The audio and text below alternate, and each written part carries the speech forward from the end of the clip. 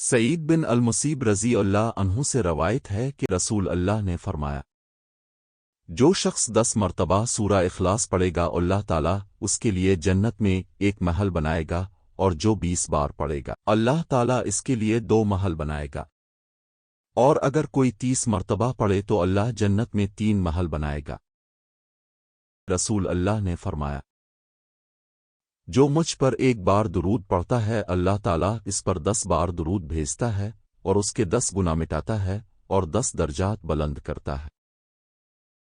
ابو ہریرہ رضی اللہ عنہ کہتے ہیں رسول اللہ نے مجھ سے فرمایا، کثرت سے کہا کرو لا حول ولا قوة الا باللہ، کیونکہ یہ جنت کے خزانوں میں سے ایک خزانہ ہے۔ ابو ہریرہ رضی اللہ عنہ کہتے ہیں رسول اللہ نے فرمایا، 2 کلمات ہیں جو زبان کے لیے ہلکے ہیں، میزان میں بھاری ہیں اور اللہ کو محبوب ہیں۔ سبحان اللہ وبحمدہ، سبحان اللہ العظیم۔ اللہ پاک ہے اور تمام تعریفیں اسی کے لیے ہے، پاک ہے اللہ اور عظمت والا ہے۔